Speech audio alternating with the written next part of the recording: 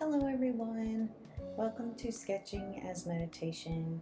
My name is Emmy and I'm here to walk you through how to get started sketching and using sketching as a meditation to kind of quiet our minds from the digital world, all our responsibilities, just a safe place to make art, talk about art, and use art making as a way to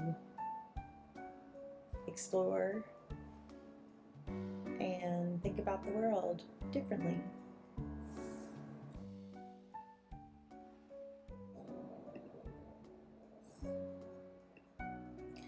Okay friends, today we are going to sketch this creepy old building. You don't have to sketch this, but that's what I'm sketching. And the reason I'm sketching this weird abandoned prison that is near my home is because architecture is not my thing. I'm just not very good at sketching architecture. So if we're not good at something, what must we do? Well, we must practice. So that was kind of a thing. I said to myself, well, you got a little, you need a project. Project is, let's get some better at architectural sketching. So this is a 7x5, 5x7 postcard size. I can't remember. I can link it below, but it's a postcard size watercolor block. It's 100% cotton paper. So my sketch is finished, and what I'm going to do now is add the sky, and I'm beginning with just water. So I paint with pure water, and then I laid in some cerulean blue here. And then I think I may have added just a teeny tiny bit of indigo over there in the corner. And then I took a paper towel and I pulled the color right out with my paper towel. Then for the front of the building, I wasn't really sure what colors to go with because the photo reference that I'm using was from a news reel. Like I just Googled Tennessee abandoned prison or something like that, and I recognized it because we drive by it often. And so anywho, I'm just kind of putting some colors in, and I mean, it's a sketch, I'm not too terribly worried about detail. I just want it to, I just want the viewer to look at it and be like, oh yeah, that's that creepy prison by your house. So a little hit of this, for the roofs, I'm using indigo. Yeah, I watered it down quite a lot. It's either indigo or Payne's gray. Ooh, I'm so embarrassed. Yeah, I think it's a mixture of both. Kind of mixed them together a little bit there. So my watercolor paints I've had for a really long time, and there are tubes, and most of them are Winsor Newton. I have some Old Holland tubes in there as well. And then the tubes started to dry out because I paint with gouache, I paint with oils. I'm an artist, I just use whatever. And so they were starting to dry out, and I was also thinking in my head, I really want to do some travel sketching. And so I found this cute little palette on Amazon. And it holds 12 half pans, and it comes with those half pans. And what I did was I squeezed the Winsor & Newton professional braid colors into those pans, and that's what I'm using.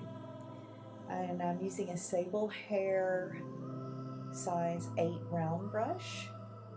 And I know it's a big brush, but it is handling these little tiny areas.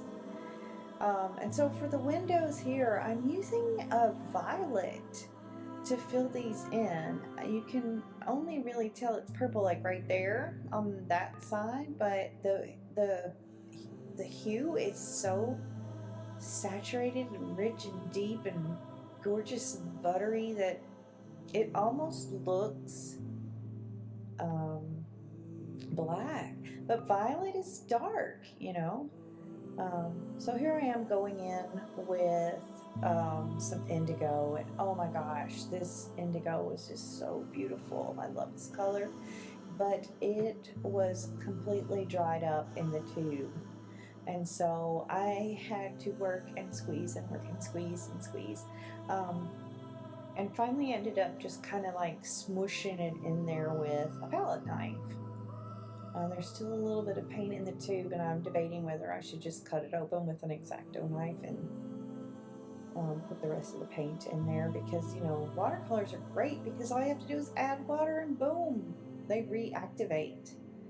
Just pretty cool if you've had paints for a really long time, or if you find some really high quality paints like at a yard sale or someone gives them to you. And even if they're a little old, you can salvage them by just adding water. I believe I switched to a smaller size brush here to do some outlining, and my original plan was to outline this in like a micron or a little tiny pen. So I could be more precise and, I don't know, make my sketch look a little more polished. But in the end, I just stuck with the paintbrush. Maybe because I love painting. I call myself a painter.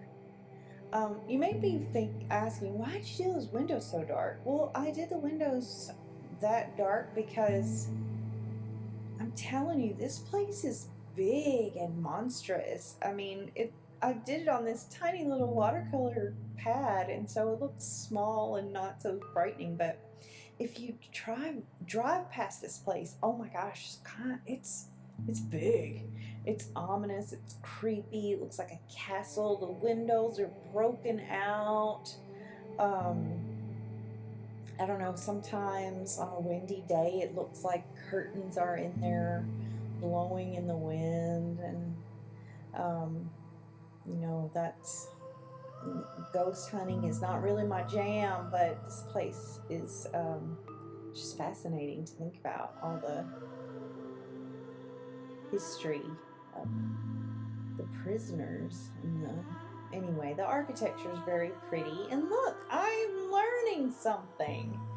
I think the green really helps. That's sap green, and I usually tell my students, don't buy a green paint. You can mix a much better green without buying a green pigment. And then I found that I had 2 sap greens in my collection. Like, whatever. Also, you'll see I'm using a hairdryer here. Trick of the trade, y'all. Use a hairdryer. Ain't nobody got time to be waiting on this painting to dry. Try it yourself. Yeah, so, I mean, this is a fun, quick little sketch. And I started to think, oh, it looks too photorealistic. I know, okay, the perspective is wrong, but it was starting to look a little too, I don't know, Thomas Kincaid. I'm not sure exactly. So I thought, okay, well, you know, the clouds are starting to look kind of cool. I'm going to add a little purple and see what happens. And so that's what I did. Because sketching as meditation, you can do whatever you want, right?